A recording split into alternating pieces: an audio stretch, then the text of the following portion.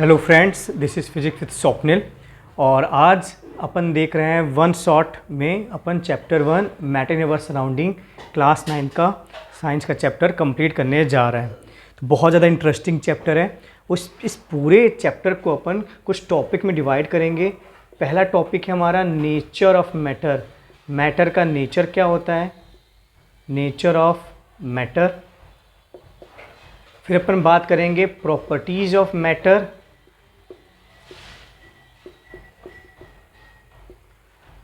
Matter की properties क्या होती हैं। फिर अपन बात करेंगे स्टेट्स ऑफ मैटर,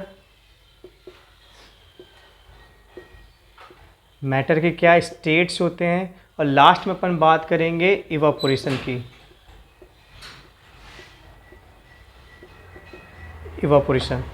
तो इस पूरे चैप्टर को अपन 4 में तोड़ सकते हैं। क्या क्या? Nature of matter, properties of matter, states of matter और इवापोरेशन। ओके,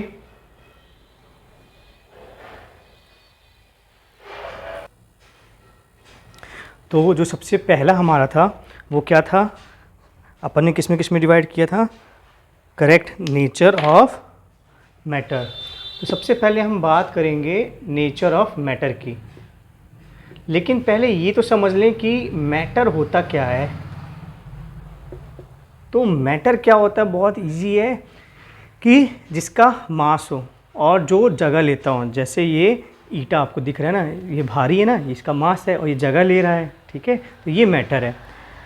ईटा हो गया, हवा हो गया, पानी हो गया। तो आपको ये भी लग सकता है कि दुनिया में तो हर एक चीज़ मैटर होगा, कि हर कोई का मास होता है और वो जगह लेता है ना। लेकिन ऐसा नहीं है, क्योंकि अगर हम बात करते हैं लाइट, उसका तो नाम ही लाइट है ना। क्या उसके पास मास है? क्या नहीं है ना मास। तो लाइट जो है वो मैटर नहीं है। जैसे लव क्या होता है? लव में क्या 2 किलो का लव होता है या 5 किलो का लव होता है? लव होता है। ठीक है, क्या उसका मास होता है? क्या नहीं होता है, वो फीलिंग है। तो वो भी मैटर नहीं है। तो सबसे पहले मैटर क्या है, मैटर अपन देख लेते हैं कि मैटर होता क्या है। मैटर सबसे पहले देख लेते हैं मैटर क्या है। मास होना चाहिए। क्या होना चाहिए? मास। और करेक्ट, वॉल्यूम। क्या होना चाहिए? वॉल्यूम। ठीक है, मास और वॉल्यूम होना चाहिए। अब नेचर ऑफ मैटर, पहले के लोग क्या समझते थे कि जो मैटर है वो कॉन्टीन्यूअस है। जैसे ईटा आपको दिख रहा है, लगातार। ठीक है ना, एकदम कॉन्टीन्यूअस, चादर की तरह। लेकिन कुछ लोगों का मानना था कि मैटर बालू की तरह है, रेत की तरह है। ठीक है, मतलब लगातार नहीं है, बीच बीच में गैप है। ठीक है, तो 2 मॉडल थे हमारे पास नेचर के। पहला जो मॉडल था हमारे पास, मॉडल 1 जो था वो था कंटिन्यूअस। क्या था? कंटिन्यूअस, जैसे एकदम लगातार, कोई गैप ना हो। और दूसरा हमारा मॉडल था, दूसरा मॉडल था हमारा डिस्क्रीट मतलब लगातार नहीं है। देखो ये जैसे ही नहीं है, बालू की तरह गैप्स हैं, लगातार नहीं है। ठीक है, तो आप अपन क्या सीखने वाले हैं कि जो हमारा नेचर होता है मैटर का, वो कंटिन्यूस नहीं होता। हमारा मैटर लगातार नहीं होता। हमारा मैटर क्या होता है? डिस्क्रीट होता है। ठीक है, उनमें उसके बीच में क्या होता है? गैप्स होता है। आरी भाषण में तो अब हमने क्या सीख लिया, कैसा नेचर होता है हमारे मैटर का? करेक्ट, कैसा होता है? डिस्क्रीट। ठीक है, डिस्क्रीट मतलब गैप होना, लगातार नहीं होना। आई थिंक आपको ये वाला तो समझ में आ गया। तो अपन अब दूसरे टॉपिक पे चलते हैं। क्या है दूसरा टॉपिक हमारा? क्या था? प्रॉपर्टीज ऑफ मैटर या कैरेक्टरिस्टिक्स ऑफ मैटर। इस मैटर की क्या प्रॉपर्टीज है? जैसे कि इसे इंसान की बात करें, उसकी क्या प्रॉपर्टीज है? कोई इंसान शांत होता है, कोई गुस्से वाला होता है। तो वैसे मैटर की क्या प्रॉपर्टीज है, क्या इनकी कैरेक्टरिस्टिक्स है? तो सबसे पहले मैटर किसका बनता है? पार्टिकल्स का बनता है। जैसे आपको ये जार दिख रहा है ना, मान लो इसमें पानी भरा हुआ है। ठीक है, तो जैसे वाटर बॉटल है ना, ये वाटर बॉटल में पानी भरा रहता है। तो हम जानते हैं कि कंटिन्यूस तो होते नहीं मैटर कैसे होता है? डिस्क्रीट, अलग अलग होता है ना। तो अपन मान सकते हैं कि जैसे आलू जैसे नहीं भर दिया जार में, वही है। तो ये मैटर है, मान लीजिए पानी है। तो पानी किससे बना है? पार्टिकल से। जो आलू है वो क्या है? पार्टिकल है। ठीक है, तो पहला पॉइंट यही है कि ये किससे बना होता है?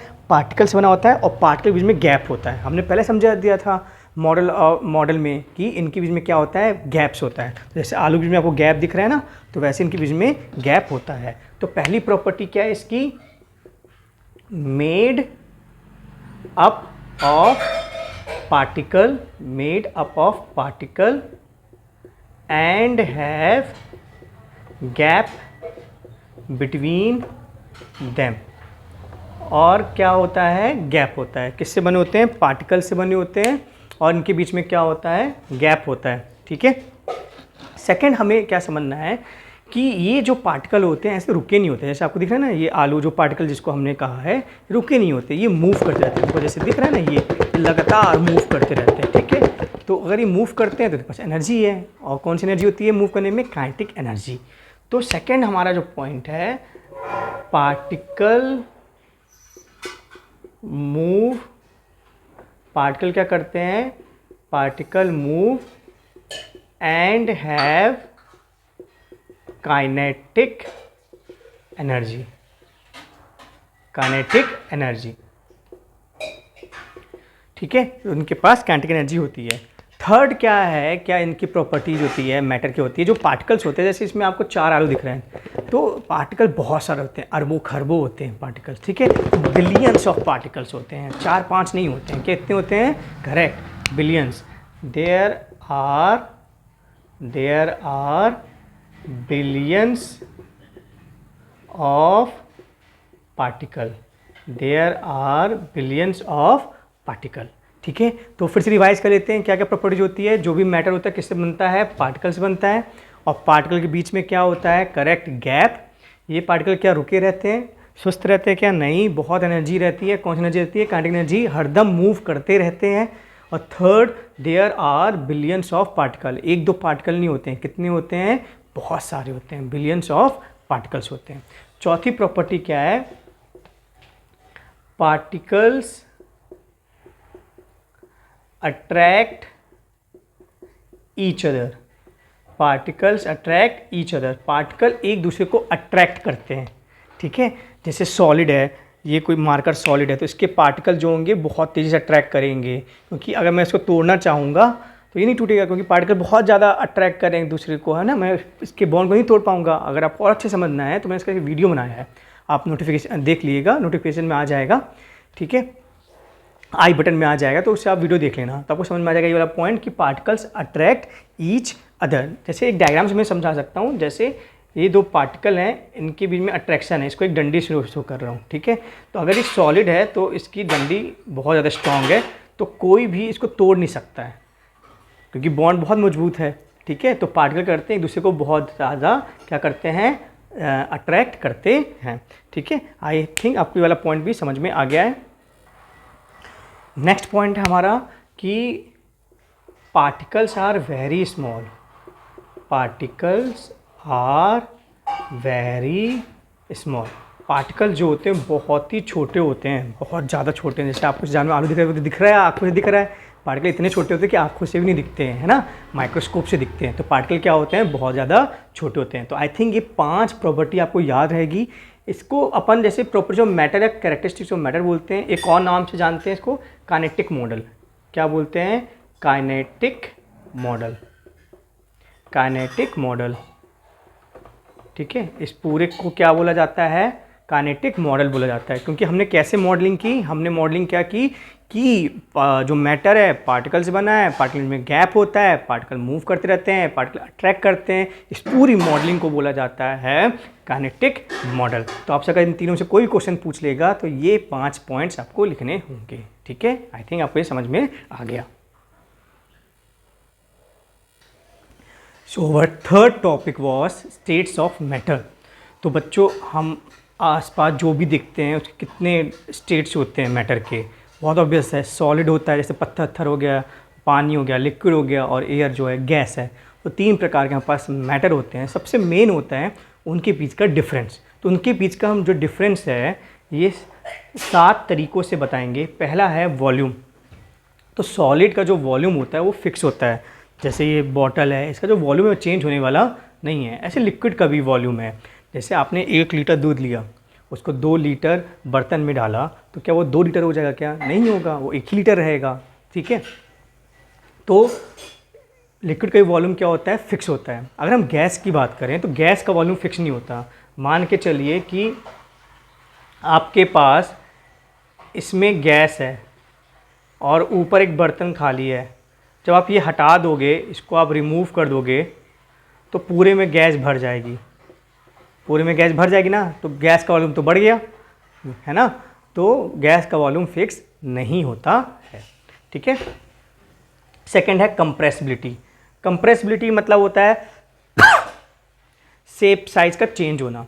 तो क्या सॉलिड का शेप साइज चेंज होता है जब मैं दबा रहा हूँ? नहीं होता है, तो वो कंप्रेस नहीं होता है, ठीक है। लिक्विड थोड़ा बहुत कंप्रेस हो जाता है, ठीक है, ज़्यादा तो होता नहीं है। जैसे आप एक सिरिंज लो, सिरिंज के अंदर आप पानी भर दो और सिरिंज का जो वो होता है जिससे पानी निकलता है उसको बंद कर दो अंगूठे से और थोड़ा दबाओ, थोड़ा दबेगा, ठीक है। और गैस हम सब जानते हैं कि बहुत ज़्यादा कंप्रेसिबल होती दब जाती है। जैसे फुग्गा है, बैलून है, बैलून में अपने एयर डालिए, बैलून को दबाओगे वो दबता ही जाएगा। तो बहुत ज़्यादा कंप्रेस होती है गैस, हाईली कंप्रेसिबल। डिफ्यूजन क्या होता है, मैंने इसको भी एक वीडियो में समझाया है, आप आई बटन में देख लेना, मेरे वीडियो में दिख रहा होगा, उसमें आपको प्रैक्टिकली समझ में आएगा डिफ्यूजन है क्या। अगर छोटे तौर पे बोले, जैसे अगरबत्ती है, अगरबत्ती की खुशबू सब जगह फैल जाती है। क्यों फैल जाती है? क्योंकि जो स्मेल के पार्टिकल्स होते हैं, हम जानते हैं कोई चीज़ पार्टिकल से बनी है, पार्टिकल मूव करते हैं तो स्मेल के पार्टिकल मूव करते हैं, और एयर के पार्टिकल के बीच में स्पेस होती है, तो वो उसमें क्या हो जाते हैं, मिक्स हो जाते हैं। तो इसी इंटरमिक्सिंग को क्या बोलते हैं, डिफ्यूजन बोलते हैं। तो सॉलिड डिफ्यूज नहीं होता है। अगर मैं एक पत्थर के बगल में दूसरा पत्थर लगा दूं तो यहाँ के पार्टिकल वहाँ भी मिक्स हो जाएंगे? नहीं होंगे।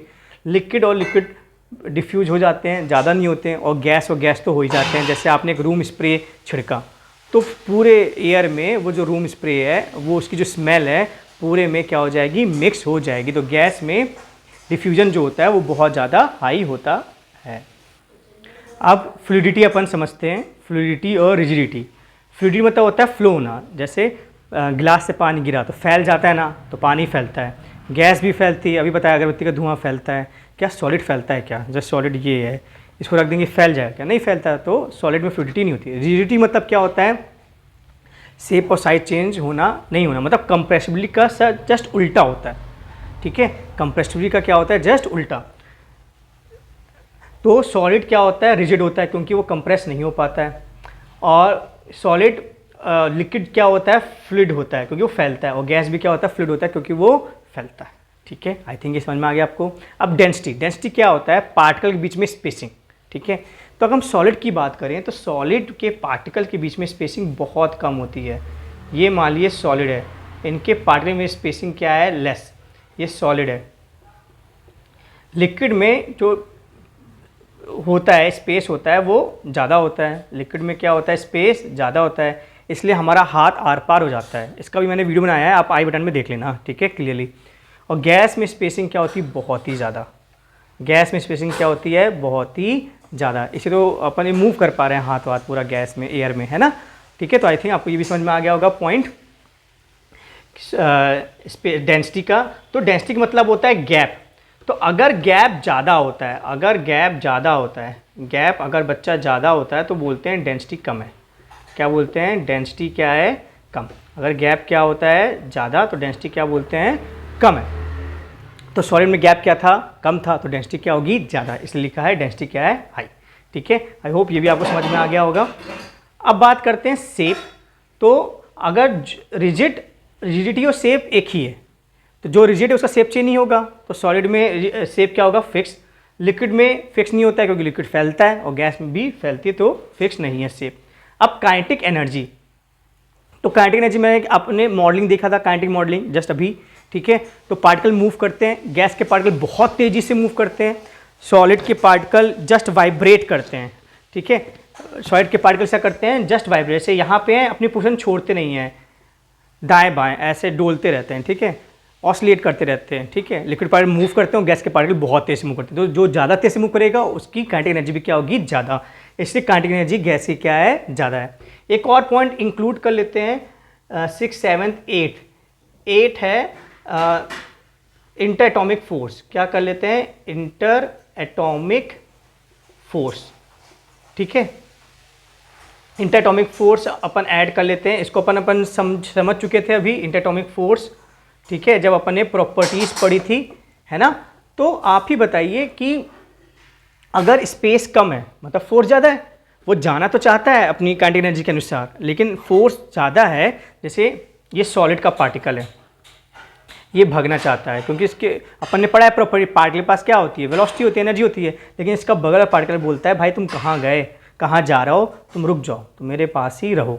ठीक है, तो फोर्स बहुत ही ज़्यादा है, तो वो जा नहीं पाता है, बस डोलता रहता है। ये सॉलिड की बात है, ये किसकी बात है, सॉलिड की। लेकिन लिक्विड में पार्टिकल जाना चाहता है और ये बगल वाला अट्रैक्ट तो करता है, लेकिन इतना अट्रैक्शन नहीं है, तो ये निकल जाता है, तो अपनी डोलता नहीं है, मूव ही कर जाता है। ठीक है, तो अट्रैक्शन किस में ज़्यादा होता है, बहुत ऑब्वियस बात है, सॉलिड में क्या होता है, हाई होता है। लिक्विड में क्या होता है, लिक्विड में क्या होता है, लेस होता है। और गैस में क्या होता है, लीस्ट होता है। मैंने पूरा लॉजिक आपको बता दिया। ठीक है, कि क्यों होता है अट्रैक्शन ज़्यादा होता है, क्योंकि गैपिंग क्या होती है, कम होती है। गैपिंग क्या होती है, कम। ठीक है, आई थिंक आपको ये पूरा समझ में आ गया होगा। तो 7 पॉइंट है, देखते हैं पहला कौन सा है, करेक्ट। पहला क्या है, volume. Second correct, compressibility. Third diffusion. Fourth fluidity या रिजिडिटी। फिफ्थ क्या है, डेंसिटी। सिक्स्थ क्या है, शेप। 7 क्या है, काइनेटिक एनर्जी। और 8 क्या लास्ट, इंटरएटॉमिक फोर्स। तो आई थिंक आपको ये समझ में आ गया है। तो अपन अगला देखते हैं, कैन मैटर चेंज स्टेट। मुझे पता है कि मैंने इसके बदले इवापोरेशन लिखवाया था, मुझसे गलती हो गई थी। पांच पार्ट में चैप्टर को डिवाइड कर सकते हैं। पहले के 3 पार्ट अपन कवर कर चुके हैं। चौथा है, क्या मैटर अपना स्टेट चेंज कर सकता है। हम जानते हैं कि मैटर सॉलिड, लिक्विड, गैस होता है। तो आप देखिए आंसर क्या है, यस। 2 तरीके होते हैं, टेम्परेचर के द्वारा या प्रेशर के द्वारा। कैसे चेंज होता है, क्या इसकी भी साइंस है, वो अपन सीखने वाले हैं। लेकिन पहले देख लेते हैं, अगर हम सॉलिड से लिक्विड में चेंज होते हैं, मान के चलिए जैसे हमारे पास एक बर्फ़ है, तो अगर बर्फ़ पिघल रही है, लिक्विड में जा रही है, तो उसको क्या बोलेंगे, फ्यूजन। क्या बोलेंगे, फ्यूजन। ठीक है, और जो पानी है वो गर्म कर रहे हैं अपन लगातार, और वो स्टीम बन रही है, तो गैस में चेंज हो रहा है, उसको क्या बोलेंगे, वेपोराइजेशन। क्या बोलेंगे, वेपोराइजेशन। डिपोजिशन क्या होता है, गैस सॉलिड में कन्वर्ट हो जाता है डायरेक्टली, बिना लिक्विड में गए हुए। ये होता है सॉलिड। इसका जो एग्जाम्पल होता है, अपन इसको देखते हैं क्या एग्जाम्पल होता है। अगर देखिए सॉलिडिफिकेशन क्या होता है, लिक्विड से सॉलिड में। जैसे पानी को अपन फ्रीजर में रख दिया, तो जो हमारा पानी है किस में हो जाएगा, बर्फ़ में हो जाएगा, उसको क्या बोलेंगे, सॉलिडिफिकेशन। अब गैस लिक्विड में कन्वर्ट हो रही है, जैसे जो वाटर वेपर होते हैं आसमान में जाते हैं, वहाँ पे थोड़ा सा तापमान कम होता है तो बारिश हो जाती है। तो जो वाटर वेपर था वो गैस के फॉर्म में था, वो ऊपर गया, और फिर जब नीचे आ रहा है बारिश फॉर्म में आ रहा है, लिक्विड फॉर्म में, तो इसको क्या बोलते हैं, कंडेंसेशन। तो गैस से लिक्विड में जब स्टेट चेंज होता है तो क्या बोलते हैं, कंडेंसेशन। ठीक है, और ये तो मैंने बता दिया है। और गैस से डायरेक्टली अगर सॉलिड में अगर आता है तो उसको क्या बोलते हैं, डिपोजिशन। क्या बोलते हैं, डिपोजिशन। ठीक है, जैसे अपन की CO2 गैस होती है, CO2 गैस को अगर अपन ठंडा करते हैं तो वो लिक्विड में ना जाके सीधा सॉलिड में चली जाती है, और उसी सॉलिड CO2 को गैस को क्या बोलते हैं, सॉलिड CO2 को क्या बोलते हैं, ड्राई आइस। तो ये एग्जाम्पल होता है डिपोजिशन का। तो ये नाम आपको याद होने चाहिए, है ना। कौन कौन से कितने नाम हो गए, 6 नाम है। फ्यूजन, तो फ्यूजन क्या होता है बच्चों, जब कोई चीज़ सॉलिड से लिक्विड में जाती है। सॉलिडिफिकेशन क्या होता है, जस्ट उसका उल्टा, लिक्विड से सॉलिड। वेपोराइजेशन क्या होता है, लिक्विड से गैस। और कंडेंसेशन क्या होता है, जस्ट का उल्टा, गैस से लिक्विड। सब्लिमेशन क्या होता है, सॉलिड से गैस। और डिपोजिशन क्या होता है, गैस से सॉलिड। ठीक है, तो आई थिंक आपको ये समझ में आ गया। अब क्या तरीके 2 होते थे, टेम्परेचर, प्रेशर। इसको समझते हैं कि किस तरह इसके पीछे साइंस क्या है, कैसे स्टेट चेंज हो जाता है। बहुत इंटरेस्टिंग चीज़ें बताते हैं आपको। तो पहले अपन देखते हैं टेम्परेचर के द्वारा कैसे स्टेट चेंज होता है, बहुत इंपॉर्टेंट है। जैसे हमने आपको बताया था, सॉलिड के पार्टिकल क्या होते हैं, अपनी पोजीशन में वाइब्रेट कर रहे होते हैं, डोलते रहते हैं यहाँ से वहाँ। जब हम टेम्परेचर बढ़ाएंगे, उसको गर्म करेंगे, तो उसको एनर्जी मिलेगी। कौन सी एनर्जी मिलेगी, हीट एनर्जी मिलेगी। अब ये डोल रहे हैं, ऑसिलेट कर रहे हैं, तो इनके पास पहले से क्या है, काइनेटिक एनर्जी है। क्या है, काइनेटिक एनर्जी। ये किसकी पिक्चर है, सॉलिड की पिक्चर है। ठीक है, तो जब हमने इसको एनर्जी दी, जब हमने टेम्परेचर बढ़ाया, हमने उस चीज़ का क्या बढ़ाया, टेम्परेचर बढ़ाया। जब हमने टेम्परेचर बढ़ाया तो उसको एनर्जी मिली, और जब एनर्जी मिली तो उसकी काइनेटिक एनर्जी भी बढ़ गई। टेम्परेचर बढ़ाने से क्या बढ़ती है, काइनेटिक एनर्जी बढ़ जाती है। जब काइनेटिक एनर्जी बढ़ गई तो क्या होता है, इंटर एटॉमिक फोर्स कम हो जाता है। क्या हो जाता है कम? Inter atomic force. तो जो फोर्स लगा रहा था एक पार्टिकल दूसरे पे या ये पार्टिकल इस पे, ये फोर्स कमज़ोर हो जाता है। जब ये फोर्स कमज़ोर हो जाएगा तो बहुत ऑब्वियस बात है गैपिंग बढ़ जाएगी। गैपिंग क्या हो जाएगी? बढ़ जाएगी, क्योंकि फोर्स कमज़ोर हो गया। और जैसे ही गैपिंग बढ़ जाएगी हम जानते हैं स्टेट चेंज हो जाएगा। अब ये कैसे स्टेट हो गया? लिक्विड। ठीक है, ये कैसे स्टेट हो गया? लिक्विड। तो सॉलिड से कहाँ चला गया? लिक्विड। ठीक है, तो क्या हुआ? हमने टेम्परेचर बढ़ाया, टेम्परेचर बढ़ाने से क्या हुआ? हीट एनर्जी गई, हीट एनर्जी जाने से क्या हुआ? काइनेटिक एनर्जी बढ़ी, काइनेटिक एनर्जी बढ़ने से एक फोर्स दूसरे पे पार्टिकल पे लग रहा था वो कमज़ोर हो गया। जब वो फोर्स कमज़ोर हो गया तो क्या हो गया? स्पेस, इंटर एटॉमिक स्पेस क्या हो गया? बढ़ गया। क्या हो गया? इंटर एटॉमिक स्पेस आपका बढ़ गया। और फाइनली क्या हुआ बच्चों? फाइनली फेस चेंज हो गया। स्टेट या फेस, स्टेट को क्या बोलते हैं? फेस बोलते हैं। फेस या स्टेट क्या हो गया? चेंज। आई बात आपको समझ में? आई होप अच्छे से आ गई होगी, है ना? पूरा लॉजिकल के साथ मैंने आपको समझा दिया। तो दूसरा तरीका क्या होता है? प्रेशर। तो इसको समझते हैं एग्जाम्पल से। एक सिरिंज है, सिरिंज का जो बाहरी हिस्सा होता है जिससे लिक्विड निकलता है उसको अपन ने बंद कर दिया है अंगूठे की हेल्प से। उसके अंदर गैस है और ये प्लंजर जो है जो अपन अंदर करते हैं उसको अपन अंदर करते जा रहे हैं। जब प्लंजर अंदर करते जा रहे हैं तो हम क्या कर रहे हैं? प्रेशर अप्लाई कर रहे हैं, लगातार प्रेशर बढ़ा रहे हैं, क्योंकि फोर्स लगा रहे हैं और फोर्स को एक एरिया मिल गया तो प्रेशर बन गया वो फोर्स। तो प्रेशर बढ़ रहा है, तो प्रेशर बढ़ रहा है तो आप देखो पहले गैपिंग क्या थी? ज़्यादा थी। क्या थी? गैपिंग ज़्यादा। लेकिन जब जैसे जैसे प्रेशर बढ़ता जा रहा है तो गैपिंग क्या हो गई? कम, है ना? जैसे जैसे प्रेशर आपका बढ़ा, प्रेशर बढ़ा आपका, तो इंटर एटॉमिक स्पेस क्या हो गया? बताइए, घट गया। और पूरा खेल तो स्पेसिंग का ही तो होता है। सॉलिड लिक्विड गैस में क्या अंतर है? पानी, बर्फ और स्टीम में क्या अंतर है? केवल गैपिंग ही तो है। तीनों H2O मॉलिक्यूल के हैं। ठीक है, H2O मॉलिक्यूल जब पास होते हैं तो बर्फ बन जाता है, H2O मॉलिक्यूल थोड़ा दूर होते हैं तो पानी बन जाता है, H2O मॉलिक्यूल जब बहुत दूर होते हैं तो भाप बन जाती है तो H2O मॉलिक्यूल ना। तो केवल गैपिंग का खेल होता है। कैसे आप गैप को बढ़ा सकते हो या कम कर सकते हो, उसके दो तरीके हैं। या तो टेम्परेचर आप देते हो तो काइनेटिक एनर्जी बढ़ाते हो, जब प्रेशर देते हो तो इंटर एटॉमिक स्पेस क्या हो गई? कम हो गई। तो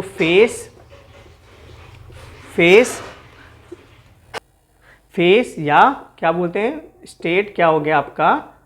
चेंज हो गया। क्या हो गया? चेंज। तो आई होप ये आपको दो तरीके समझ में आए होंगे। और आप देखिए ना जो एलपीजी गैस है उसमें कितना प्रेशर के साथ गैस भरी जाती है कि महीने भर चलती है, कितना गैस को कंप्रेस कर दिया जाता है। या जो बैलून वाला होता है उससे सिलेंडर छोटा होता है लेकिन उस छोटे सिलेंडर कितने बैलून वो फुला लेता है। तो कितना ज़्यादा गैस कंप्रेस की गई है ना? तो गैस बहुत ज़्यादा हाईली कंप्रेस होती है, प्रेशर की हेल्प से हम कंप्रेस करते हैं। और अगर ज़्यादा ही कंप्रेस कर दिया तो स्टेट क्या हो जाएगा? उसका चेंज हो जाएगा। तो आई होप ये भी आपको समझ में आ गया। तो अपन का जो लास्ट टॉपिक है वो है इवापोरेशन। इवापोरेशन क्या होता है? जैसे लिखा है escaping of surface particle is known as evaporation. देखिए ये पानी है, हम जानते हैं काइनेटिक मॉडलिंग क्या होती है? कोई भी मैटर है पार्टिकल से बना होता है। देखिए पार्टिकल है ना, बहुत सारे पार्टिकल होता है, गैपिंग होती है, इनके बीच में फोर्स लगता है और ये मूव करते रहते हैं। तो सारे पार्टिकल, ये एरो दिख रहा है, रैंडमली मूव कर रहे हैं। तो आप इसको समझ सकते हैं जैसे एक थिएटर है, थिएटर में सब लोग बैठे आराम से पिक्चर देख रहे हैं। किसने बोला कि बम है? तो भगदड़ मच जाएगी। कौन पहले निकलने के जिसके चांसेस होंगे? भगदड़ से निकलने किसके ज़्यादा चांसेस होंगे? जो एग्जिट डोर के जस्ट बगल में बैठा हो या पहले बैठा हो या उसके जो एकदम बीच में बैठा हो, नहीं है ना? तो वही चीज़ है, पहले सरफेस वाले निकल लेंगे क्योंकि बस काइनेटिक एनर्जी तो निकल जाएंगे, फिर उसके बाद दूसरा, फिर उसके बाद तीसरा। जैसे छुट्टी होती है, क्लास में बच्चे निकलते तो पहले पहली रो वाले, फिर दूसरी रो वाले, तीसरी रो वाले। क्योंकि अगर भगदड़ मच जाएगी, भगदड़ मचने में भी कौन पहले निकलेगा? जो पहले बैठा है, गेट के पास बैठा है। तो इवापोरेशन में क्या होता है? ये पार्टिकल, इसके निकलने के चांसेस एक भी बहुत कम है क्योंकि ये टकरा के वापस आ जाएगा और इसके निकलने के चांसेस अच्छे हैं क्योंकि ऊपर कोई है नहीं इसको रोकने वाला। तो ये वाला पार्टिकल जो है, ये वाला पार्टिकल क्या है? निकल जाएगा। ठीक है, अब इवापोरेशन तो आपने समझ गया, जब ये भागते हैं तो इसको होता है इवापोरेशन। जैसे आपने कटोरी में पानी रखा और उस कटोरी के पानी को बेड के नीचे रख दिया, ठीक है, आप देखो एक हफ्ते बाद पानी कम हो जाएगा। क्यों होगा? वही चीज़ है कि जो सरफेस के पार्टिकल हैं उनके पास है एनर्जी है, वो मूव करते हैं, उनको रोकने वाला कोई नहीं है। जब वो मूव करते जाएंगे पहला रो फिर दूसरा रो, तो क्या होगा, अपने आप लेवल क्या होता जाएगा, कम होता जाएगा।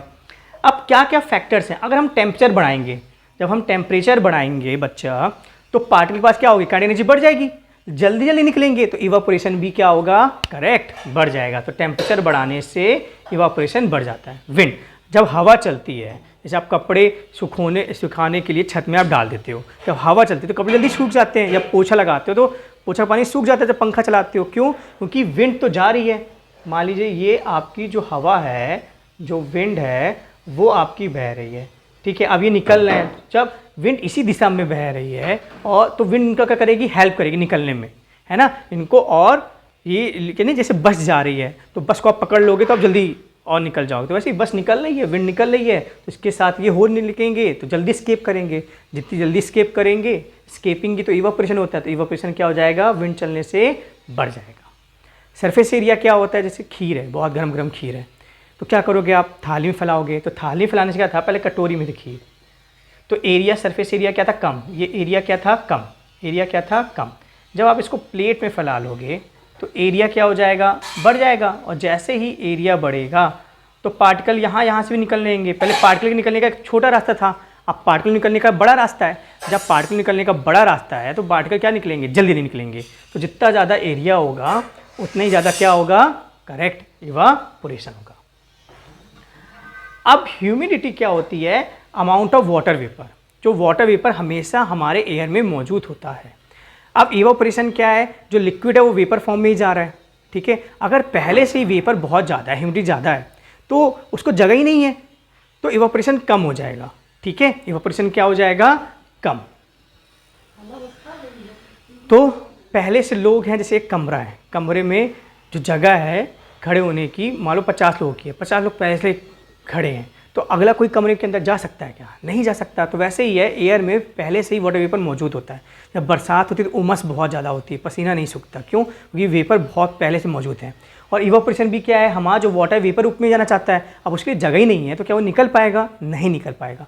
तो अगर ह्यूमिडिटी ज़्यादा होती है, अगर ह्यूमिडिटी ज़्यादा होती है तो हमारा जो इवापोरेशन है, हमारा जो इवापोरेशन है क्या हो जाएगा, करेक्ट, कम हो जाएगा।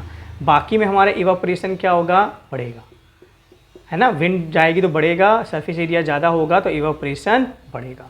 तो आई होप ये 4 फैक्टर आपको समझ में आए होंगे। पहला क्या है, टेम्परेचर, फिर करेक्ट विंड, सरफेस एरिया, और चौथा क्या है, ह्यूमिडिटी, ठीक है।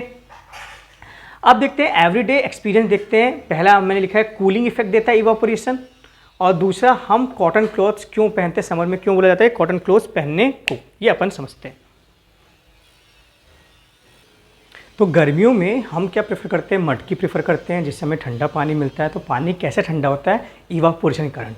तो इसको समझते हैं। जैसे मटकी आपको दिख रही है, इसमें बहुत छोटे छोटे छेद होते हैं जो आंखों से नहीं दिखते हैं। अब हमारा जो वाटर मॉलिक्यूल वो बड़ा है, क्या उससे निकल पाएगा, नहीं निकल पाएगा। अब उसको तो स्केप करना ही है, क्योंकि तो नेचुरल फिनोमेना होता है, इसके पास स्पीड है, उसको एक जगह मिली तो निकलेगा, लेकिन जगह छोटी है, तो क्या करेगा, ये अपना फॉर्म चेंज करेगा।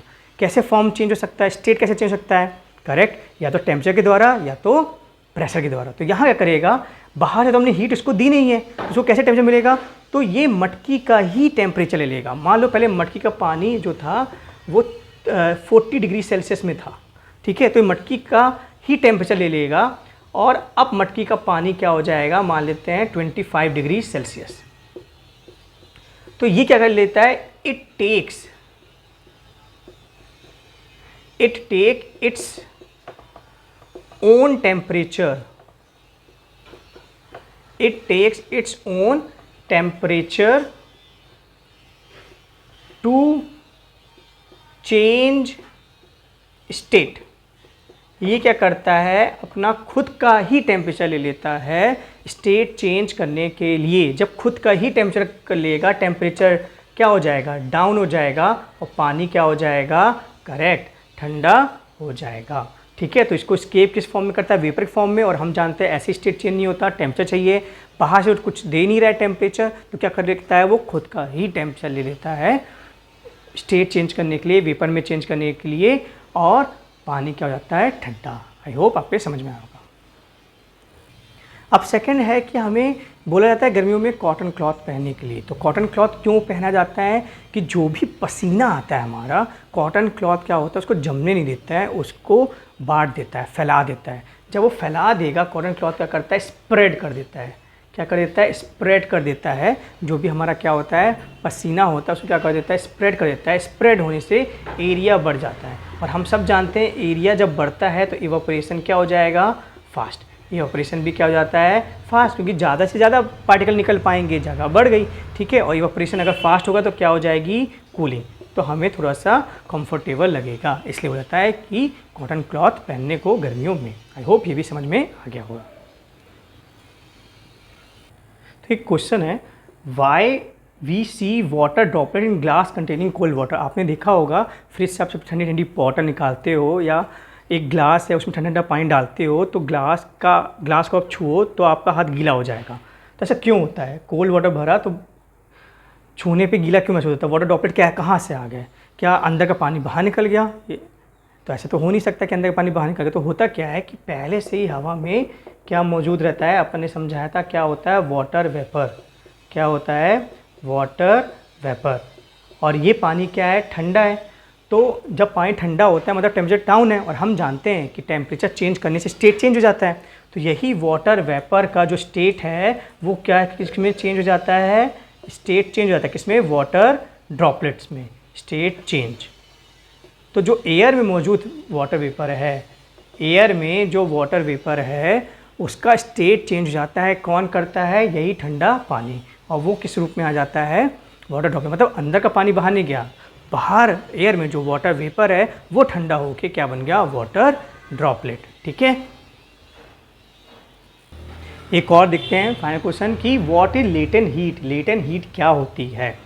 तो क्या होता है, जब कोई भी चीज़ का स्टेट चेंज होता है, जैसे ये सॉलिड है, ठीक है, ये सॉलिड है और इसका स्टेट चेंज होना है, ठीक है। इसका स्टेट कब चेंज होगा, हम जानते हैं 0 डिग्री सेल्सियस में, ठीक है। तो जब किसी भी चीज़ का स्टेट चेंज होना होता है और अपन हीट देते हैं, क्या देते हैं, हीट देते हैं, तो टेम्परेचर नहीं बढ़ता, वो सॉलिड से किस में चला जाएगा, लिक्विड में, किस में चला जाएगा, लिक्विड में, और टेम्परेचर उतना ही रहेगा। जब क्या चेंज होना होता है, स्टेट। क्या चेंज होना होता है, स्टेट। तो जब लेटेंट हीट क्या होती है, heat required to change state. जो हीट लगती है स्टेट को चेंज करने के लिए उसको क्या बोलते हैं, लेटेंट हीट। ठीक है। एक हीट क्या होती है, जो टेम्परेचर बढ़ाता है। अभी क्या है, जब स्टेट चेंज होता है तो टेम्परेचर नहीं बढ़ता है। ये जो हीट है वो क्या करता है, गैपिंग बढ़ाता है। ठीक है। टेम्परेचर कब बढ़ता है, जब काइनेटिक एनर्जी बढ़ती है। तो काइनेटिक एनर्जी नहीं बढ़ रही है, बस गैप बढ़ रहा है। तो जब स्टेट चेंज होता है तो जो हीट लगती है उसको क्या बोलते हैं अपन, लेटेंट हीट। एक और क्वेश्चन छूट गया था, मैंने गलती से इसको लास्ट हो गया। ये लास्ट क्वेश्चन है इस चैप्टर का। तो बच्चा एक क्वेश्चन आता है, convert 0 degree Celsius into kelvin. ये मेरा लास्ट क्वेश्चन है, गलती से होता कि पहला वाला लास्ट था। और 30 केल्विन टू सेल्सियस। तो बहुत आसान तरीका होता है, ये आपको फॉर्मूला याद रखना है कि सेल्सियस और केल्विन में कैसे कन्वर्ट करते हैं। डिग्री सेल्सियस में आप 273 ऐड कर दोगे तो केल्विन हो जाएगा। ये सेल्सियस केल्विन क्या है, जैसे मास केजी में नापते हैं वैसे टेम्परेचर को नापने के लिए केल्विन और सेल्सियस होता है। तो 0 डिग्री सेल्सियस है, केल्विन चेंज करना, 273 ऐड कर दूंगा। तो जब 273 ऐड कर दूंगा तो क्या होगा, 0 + 273 273। तो 0 डिग्री सेल्सियस 273 केल्विन के बराबर होता है। इसका उल्टा, अगर आपको केल्विन से सेल्सियस जाना है तो 273 क्या कर दो आप, माइनस कर दो। तो हमें 30 केल्विन दिया था तो हम 30 में 273 माइनस कर देंगे तो क्या आ जाएगा, -243। तो आई होप आपको ये समझ में आ गया होगा।